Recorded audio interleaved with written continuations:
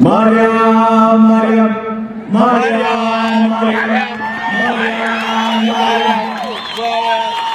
ስሟን ተናገሩ ሁሌ ከተመለከታችሁ ማርያምን ሳልተናገር ያላቅም ያለች ሁሌ ማርያምን የወሰደ ጸጋን ሁሉ ወሰደ የሚሉት እኮ ምክንያቱ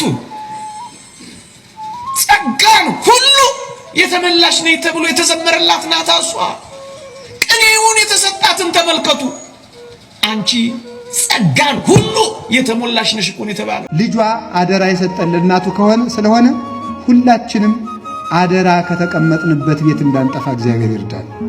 በዚህ ዘመን ክርስቶስ ሲመጣ መገኘት ያለብን አደራ አኖሮን ከሄደው ቤት ነው።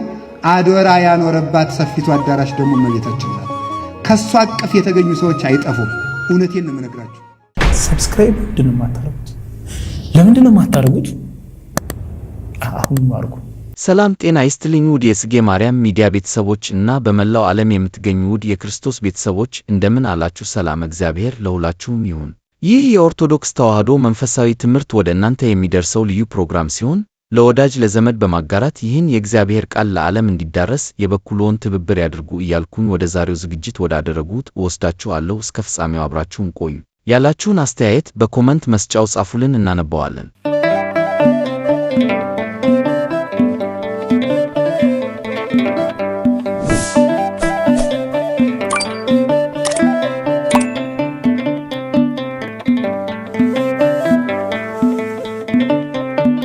ከመግቢያው እንደሰማችሁት በዓመቱ ምርጥ የቲክቶክ አዋርድ ሽልማት በተካሄደበት ዕለት አሸናፊው አዶናይ ማርያም በማለት ከፍ ባለ ድምፅ በመዘመር መላውን ኦርቶዶክስ አስደስቷል፣ አኩርቷል፣ ለእምነቱ ያለውን ክብርም ገልጿል። በመቀጠልም ዓለም ሁሉ ይስማ ማርያም አማላጅ ናት፣ እሷን ተማጽኖ ያፈረ የለም ሲል ለእናታችን ድንግል ማርያም ያለውን ክብርና ምስጋና አቅርቧል።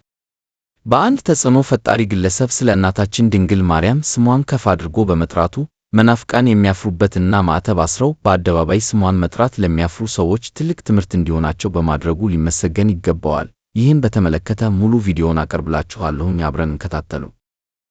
ማርያም ማርያም ማርያም ማርያም ማርያም ማርያም ስሟን እጠራለሁ ሁሌም። ቪዲዮዬን ከተመለከታችሁ ማርያምን ሳልል ተናግሬ አላቅም። ሁሌም ምላሴ ላይ ያለች ሳልዋሽ ነው የምናገረው። እቆምላታለሁ። እሷ ነች እዚህ ደረጃ ያደረሰችኝ። ማርያም እላለሁ ሁሌም። ማርያምን ደስ ብሎኛል ስላሸነፍኩኝ።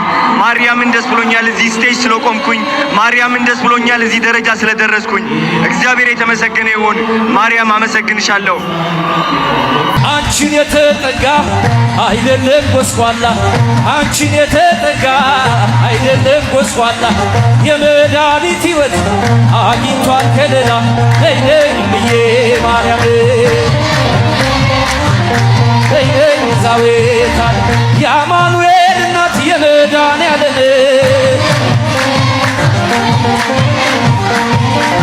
ምንም ታጥቦ ጭቃ ቢሆንም ስራዬ፣ ምንም ታጥቦ ጭቃ ቢሆንም ስራዬ፣ ድንግል አትለይ ጥላ ከለላዬ። ነይ ነይ ብዬ ማርያም የአማኑኤል እናት የመድኃኔዓለም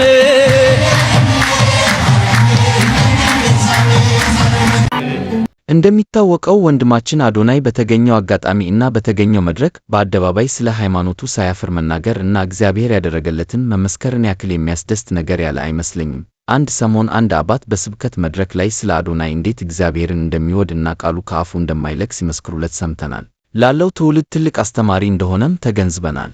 አባታችን ስለ አዶናይ ምን ብለው እንደገለጹት ከአንደበታቸው ሰምተን እንመለሳለን። ገባችሁ? እንደዚህ አይነት ፍቅር ከላይ ነው። እግዚአብሔር ነው። እግዚአብሔር ከላይ ፍቅር ሲልክልክ እንደዚህ ነው። ተናገረ። አዶናይ ነው የሚባለው። ምን ብሎ ተናገረ? እግዚአብሔርን መቼም ቢሆን አለ፣ እግዚአብሔርን መቼም ቢሆን ከዚህ ከምላሴ አለየውም አለ። ምን አይነት እድለኛ መንፈስ ነው የተሰጠው በእውነት። አዶናይ ማለት ጌታ እግዚአብሔር ማለት ነው። አንዳንድ ጊዜ ስምና ግብር ይመሳሰላል። አዶናይ የሚለው ስም ራሱ የአብ የወልድ የመንፈስ ቅዱስ የአንድነት ስማቸው ነው። አንዳንድ ጊዜ በእግዚአብሔር ስም ስንጠራ ሚዛን የምንደፋ ሰዎች እንሆናለን። ወጣቱን እግዚአብሔርን ካላወቀው ውርደት ነው። ከምን ያለየው ምን ያለው ብዙ መምህራን አስተምረዋችሁ ያልተማራችሁ የእግዚአብሔርን አዳኝነት የሚመሰክሩ አንደበቶች የተባረኩ ናቸው። እግዚአብሔርና ምን አይደለም ጋይስ፣ እምነት ህይወታችን ይቀይረዋል።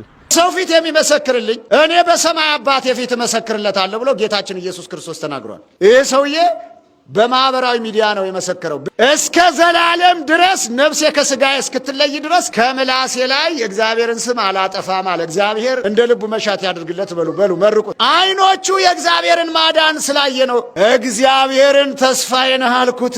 የአዶናይ ታሪክ እንደማንኛው ሰው በወጣትነት ጊዜ ሊገጥም የሚችል ችግርና ፈተና ሲሆን ከነበረው ችግር ቶሎ ባኖ የተሰጠውን መክሊት በማግኘቱ ሳላደንቀው አላልፍም። ሶሻል ሚዲያ በተቀላቀለ በአጭር ጊዜ ውስጥ እንደዚህ ዕውቅናና ተከታዮች ማግኘቱ ይደነቃል። ሁላችንም እንደምናውቀው በአሁኑ ሰዓት ብዙሃኑ ወጣቶች በተለያዩ ችግሮች እና ሱሶች ገብተው የችግሩ ሰለባ የሆኑ እንዳሉ ቤት ይቁጠራቸው። ለነዚህ ወጣቶችም ለአዶናይ የደረሰ እግዚአብሔር ለነሱም ይድረስላቸው። ማርያም ማርያም ማርያም ማርያም ማርያም ማርያም ስሟን እጠራለሁ ሁሌም። ማርያምን የወሰደ ጸጋን ሁሉ ወሰደ የሚሉት እኮ ምክንያቱ ጸጋን ሁሉ የተመላሽ ነኝ ተብሎ የተዘመረላት ናት። እሷ ቅኔውን የተሰጣትን ተመልከቱ። አንቺ ጸጋን ሁሉ የተሞላሽ ነሽ እኮ ነው የተባለው። ምን ጸጋ ይቀራታልና ነው የሚያከራክረን ወገኖቼ? ጸጋ ሁሉ ከሞላባት አሁን ጸጋ ጎርሎባታል ተብሎ ምልጃ እንደ ጸጋ ተቆጥሮ ቋል ለሷ ለኛ እኮ የሚሳናችሁ የለም ለተባሉ አሁን ጥያቄ ሆነ ወገኖቼ። እንደውም ሊቁ ስምዐ ኮነ በአንድ አስደናቂ መጽሐፋቸው ለራሱ ለእናቱ የሰጠውን ጸጋ ይላሉ ራሱ ይቁጠረው እንጂ ማን ቆጥሮ ይዘልቀዋል አሉ። እውነት አስብ ማን ቆጥሮ ይዘልቀው? ራሱ ይወቀው እንጂ። ምክንያቱም ሰጪው ብቻ የሚያውቀው ልዩ ጸጋ ያለሽ ልዩ ጸጋ ነው የሚለው ያዘማሪ ያለሽ ልዩ እንዳላበላሽው በልበል ብሎ ነበር። ምን ያረጋል የለም እንጂ እናንተ እንደምትሉት ተስፋ አረጋለሁ። ቤት ይደንቃል። ኢትዮጵያውያን ሊቃውንት ይደግማሉ። ምን ይላሉ? ማርያምን ሲሰጠው ይላሉ። እንደውም አንድ የውጭ ሊቅም ይሄንን ብሏል። ምን ይላል? ማርያምን ሲሰጠው ኢየሱስ ክርስቶስ ለቅዱስ ዮሐንስ ራሱን እየሰጠው ነው ይላሉ። እየሰማችሁ ነው? እዩ፣ በቅዱስ ዮሐንስ አድሮ ይቀበላል፣ ደግሞ ለቅዱስ ዮሐንስ ይሰጣል፣ ደግሞ ዞሮ ይቀበላል። ራሱን እየሰጠው ነበር ይላል። ምክንያቱም አድሬባችሁ ኖራለሁ ስለሚል እኮ ነው። ኦርቶዶክሳውያን ለሰው ልጆች ሁሉ የተሰጠ ጸጋ ይቆጠራል። ለዚህች ለእመቤታችን ለቅድስት ድንግል ማርያም ግን የሰጠውን ጸጋ ማን ይቆጥራል? ለቅዱስ ጴጥሮስ የመንግስተ ሰማያት መክፈቻ ቁልፎች ተሰጥተውታል። ከልዋሪቆን እስከ ደማስቆ ለተንከራተተው ጳውሎስ መልእክት መጻፍ መስበክ ተሰጥቶታል። ለቅዱስ ሚካኤል ምህረትን መለመን ተሰጥቶታል። ለታላቁ ቅዱስ ገብርኤል ማብሰር ተሰጥቶታል። ለዚህች ለማርያምስ የሰማይና የምድር ሀብት ሁሉ ተሰጥቷታል። ማን ሊቆጥረው ይችላል? ከቻልከው ዝለቅ፣ አትሟገት። ይልቅ ጸጋ ተመሰጥናት፣ አድንቅ፣ ውሰዳት።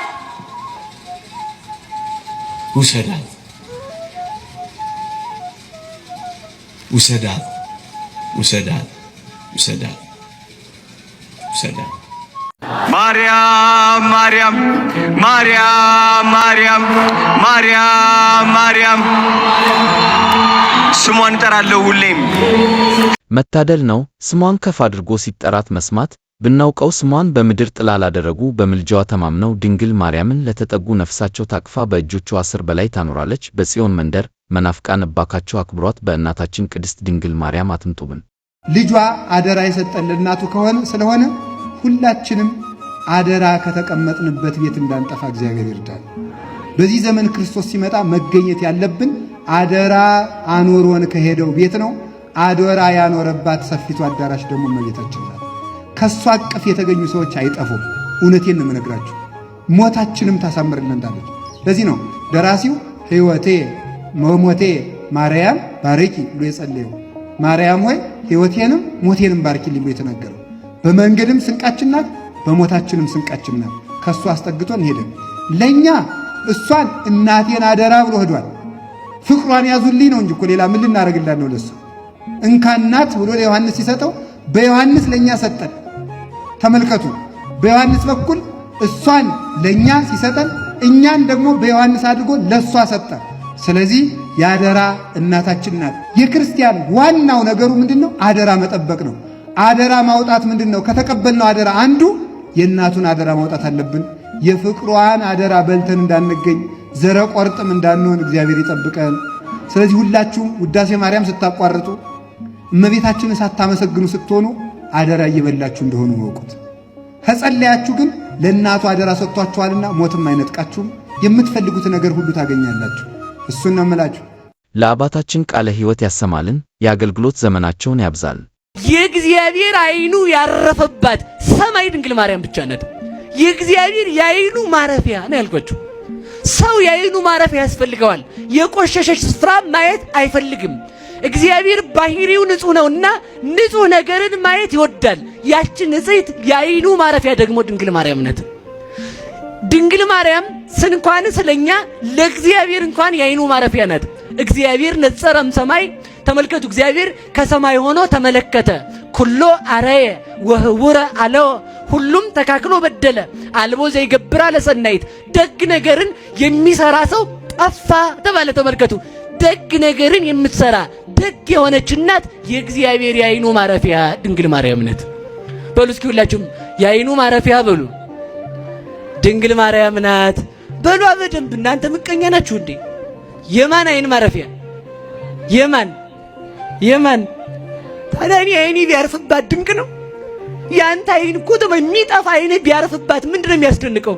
እኔ እናቴ ማርያም ብላት ምንድነው የሚያስደንቀው? ንግሥት ማርያም ብላት ምንድነው የሚያስደንቀው? መጋቢ እናቴ ብላት ምንድነው የሚያስደንቀው? የሕይወቴ መሰረት ብላት ምንድነው የሚያስደንቀው? የተዘጋ በር ከፋች ብላት ምንድነው የሚያስደንቀው? የብርሃን እናት ብላት ዓይኔ እሷ ላይ ቢያርፍ ምንድነው የሚያስደንቀው? የሚፈርሰው የኔ ዓይን ቢያርፍባት አይደለም የሚደንቀኝ። የማይፈርሰው ከብርሃናት ሁሉ የሚደምቀው ሁሉን የሚያይ የእግዚአብሔር ዓይን ያረፈባት እናት ድንግል ማርያም።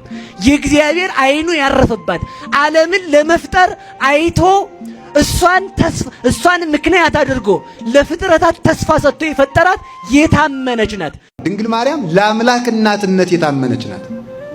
ለትልቅ አደራ የታመነች የታጨች እሷ ናት እና ምርጥ ዕቃ ያሰኛታል። ምርጥ ዕቃ ጸዋሪተ እግዚአብሔር፣ እግዚአብሔርን በከንፈር ለመሳም፣ በእጅ ለመታቀፍ፣ በጀርባ ለማዘል፣ በማህፀን ለመወሰን፣ ጡት አጥብቶ ለማሳደግ የታመነች ማለት ነው።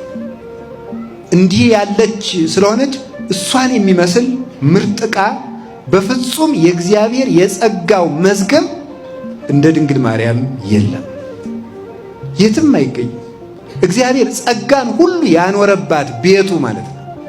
ጸጋን ሁሉ፣ ጸጋ ነቢያትን፣ ጸጋ ሐዋርያትን፣ ጸጋ ሰማዕታትን፣ ጸጋ ደናግል፣ ጸጋ መነኮሳትን፣ ጸጋ መላእክትን ሁሉ ጸጋ ቤተ ክርስቲያን ሁሉ ያለባት ለጸጋ የታመነች መዝገብ እመቤታችን ቅድስት ድንግል ማርያም ናት። እሷ ምርጥ ዕቃ ትባላለች። አሜን። የአምላካችን የእግዚአብሔር ቅዱስ ፍቃድ፣ የእመቤታችን ቅድስት ድንግል ማርያም አማላጅነት፣ የቅዱሳን መላእክት ተራዳይነት፣ የጻድቃን ሰማዕታት ምልጃና ጸሎት ይርዳን። ላስተማሩን ጹንና ሐሳባቸው ላጋሩን ሁሉ በልዑል እግዚአብሔር ስም ምስጋናዬን እያቀረብኩኝ የዛሬው ዝግጅቴ በዚህ አበቃለሁኝ። በሚቀጥለው ዝግጅት እስክንገናኝ በያላችሁበት ሰዓት አቆጣጠር መልካም ጊዜ ይሁንላችሁ። ማርያም ማርያም ማርያም ማርያም ማርያም ማርያም ስሟን እጠራለሁ ሁሌም። ቪዲዮዬን ከተመለከታችሁ ማርያምን ሳልል ተናግሬ አላቅም። ሁሌም ምላሴ ላይ ያለች ሳልዋሽ ነው የምናገረው። እቆምላታለሁ። እሷ ነች እዚህ ደረጃ ያደረሰችኝ። ማርያም እላለሁ ሁሌም። ማርያምን ደስ ብሎኛል ስላሸነፍኩኝ። ማርያምን ደስ ብሎኛል እዚህ ስቴጅ ስለቆምኩኝ። ማርያምን ደስ ብሎኛል እዚህ ደረጃ ስለደረስኩኝ። እግዚአብሔር የተመሰገነ ይሁን። ማርያም አመሰግንሻለሁ።